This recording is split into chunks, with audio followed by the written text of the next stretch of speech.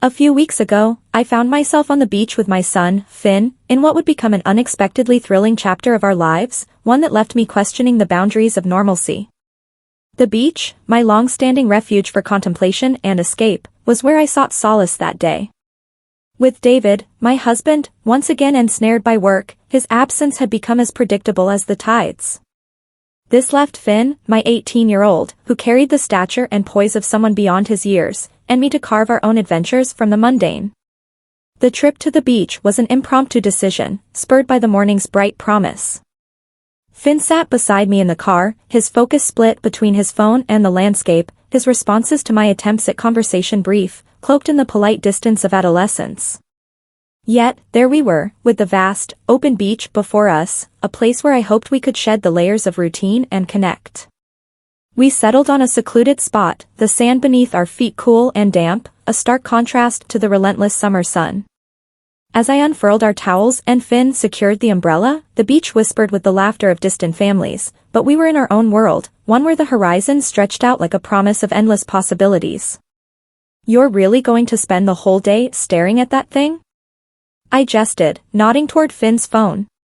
He responded with a smirk, a slight acknowledgement of his presence, which felt like a small victory. The request for help with sunscreen was innocuous, a simple ask in the heat of the day.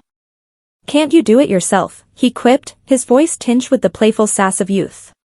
Yet, he complied, his hands initially hesitant as they touched my shoulders, spreading the lotion with a gentleness that belied his strength. "Press harder," I urged, my voice soft against the backdrop of the ocean's roar, trying to bridge the gap between us with humor. "I'm not that fragile." His touch grew more assured, the coconut scent mingling with the salt air, creating a moment of unexpected intimacy under the sun's watchful eye. But it was the pause, that slight hesitation when his fingers neared the edge of my swimsuit, that sent a shiver through me. I felt my breath catch, my mind racing with confusion. "It's okay," I whispered, the words barely audible, urging him to continue as if to dispel the tension, yet part of me wondered about the propriety of this moment.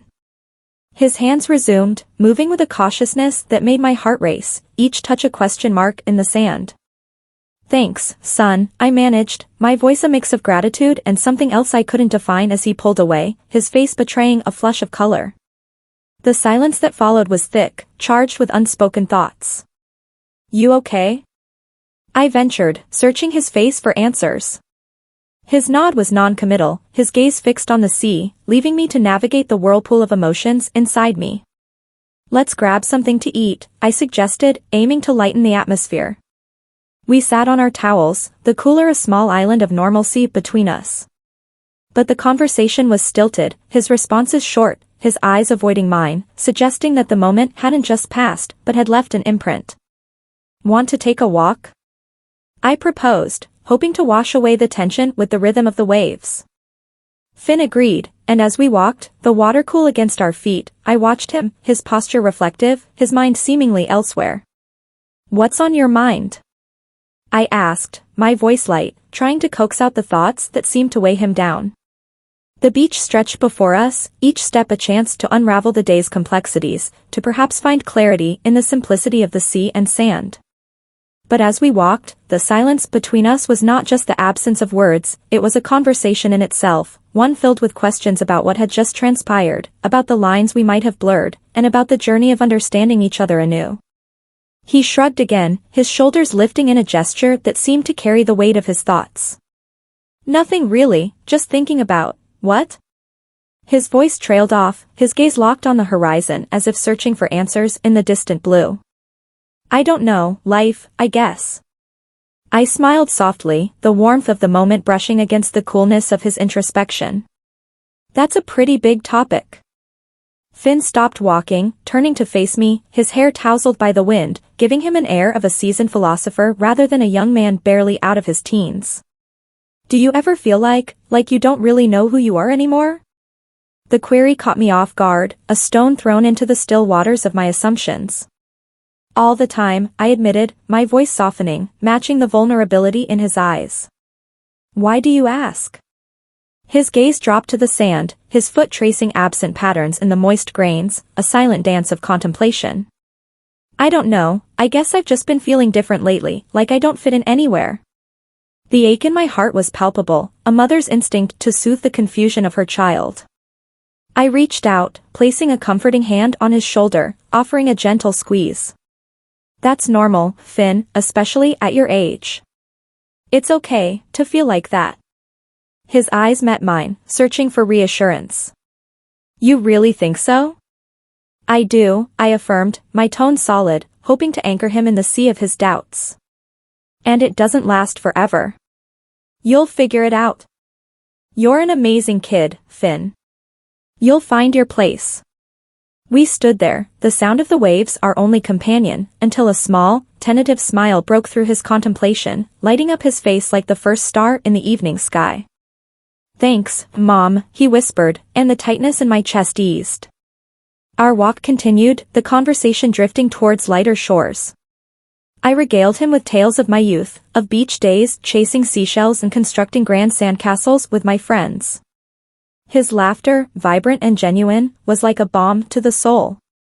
You were such a dork, he teased, his grin infectious. I still am, I shot back, nudging him playfully. You just haven't realized it yet. We reached the rocky outcrops at the beach's end, where the waves battled the stone in sprays of white foam. Climbing onto a rock, I steadied myself, offering my hand to Finn, who ascended with the ease of youth. From atop, the ocean was a vast, shimmering expanse, a canvas of nature's beauty. This is nice, he murmured, the awe in his voice palpable. It is, I agreed, hugging my knees, feeling the peace seep into my bones, the ocean's melody washing away the day's complexities. Mom, his voice pierced the silence, do you ever feel like you're missing something, like there's this piece of your life that's just gone? The question hung in the air, heavy with an unspoken depth. What do you mean? I don't know, he confessed, his brow furrowing in thought. It's just, sometimes I feel like there's more out there, you know? Like I'm stuck, and I don't know how to get unstuck. My hand found his arm, my touch a silent promise of support. Finn, you're not stuck. You're just figuring things out, and that takes time. It's okay to feel like this. It doesn't mean you're doing anything wrong. Gratitude shimmered in his eyes, a silent thank you for understanding. As the sun dipped below the horizon, painting the sky in hues of farewell, we sat there, the day's revelations settling around us like the cooling evening air. The walk back was quiet, the tide now a more insistent partner to our steps. At our spot, Finn grabbed water, the act mundane but grounding. I stretched out, feeling the day's tension dissolve with each breath. Feeling better? I asked, watching him. Yeah, I think so. The walk helped.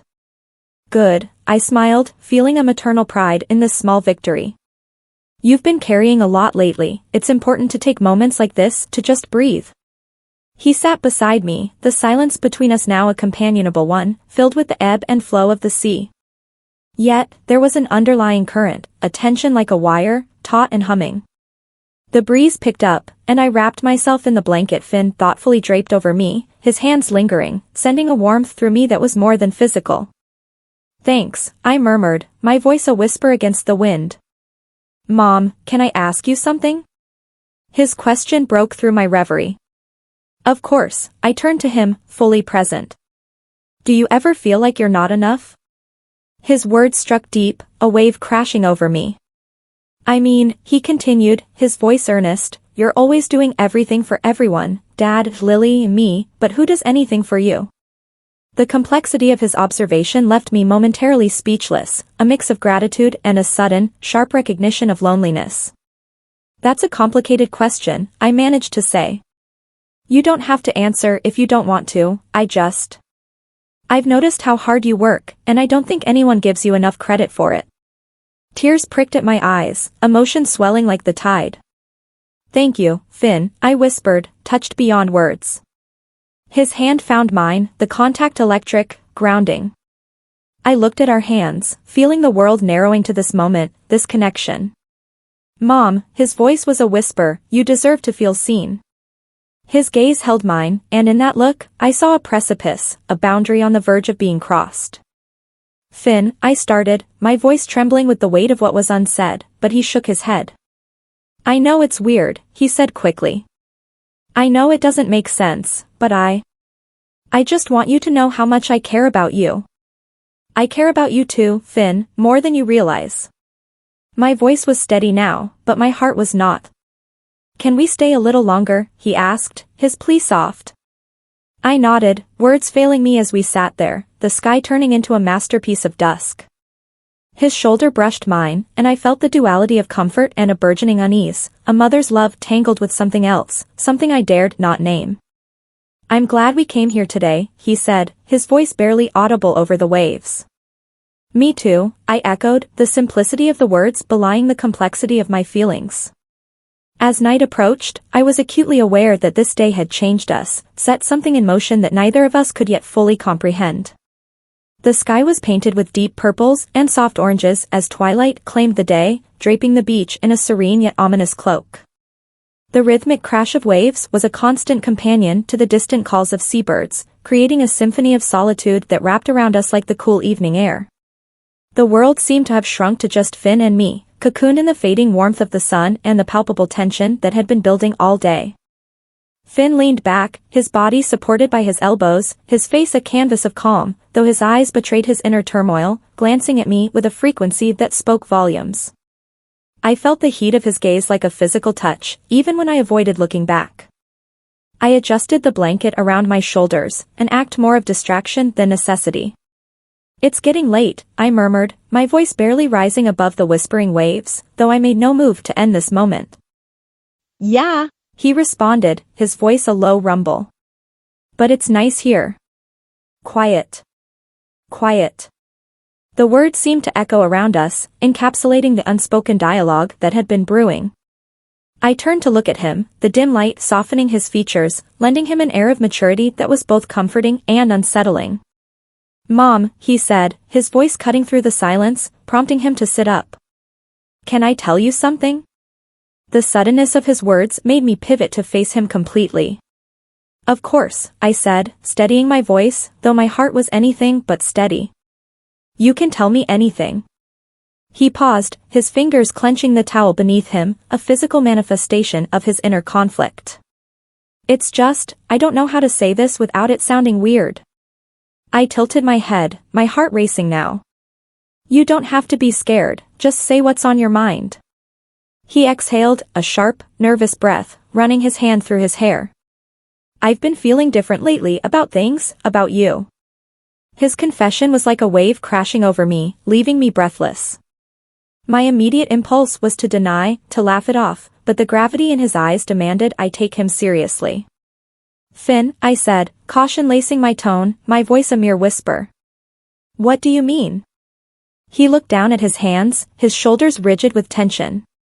I don't know, it's like I see you and I can't explain it. It's not how I'm supposed to feel, but I can't stop. I stared at him, an internal storm brewing within me, each thought crashing against another like waves against a cliff. Part of me, desperate for simplicity, tried to rationalize his feelings away, to label them as nothing more than a fleeting illusion crafted by our shared solitude.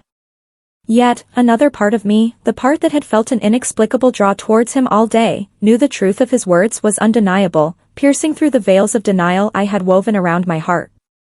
Instead of recoiling from the complexity of our emotions, I extended my hand, placing it gently on his arm, a beacon in our mutual chaos. Finn, my voice trembled, each syllable heavy with the gravity of our situation, this is complicated. I know it is, he replied, his voice earnest, charged with an intensity that made my heart clench, and I know it's wrong, but it doesn't feel wrong, not to me. His gaze was a mirror reflecting my own turmoil, piercing through to the core of my being. I averted my eyes, seeking comfort in the relentless dance of the ocean waves. We can't, I began, but the words felt like hollow shells, devoid of conviction. Why not? His question was a whisper, almost lost to the wind, challenging the boundaries of our reality. Who's going to know? It's just us here. His words twisted my insides with their simplicity, their dangerous allure. He was right. In this secluded moment, there were no eyes to judge, no voices to condemn, yet the implications stretched beyond the horizon, into forbidden territories. I don't know, I confessed, my voice a reflection of my inner conflict, shaking with uncertainty. I don't know what to say, Finn. He moved closer, his hand brushing against mine, igniting a spark that sent shivers down my spine. You don't have to say anything, he whispered, his voice a soothing balm to the tempest within me. Just be here with me. Turning to face him, my breath hitched at the vulnerability laid bare in his eyes.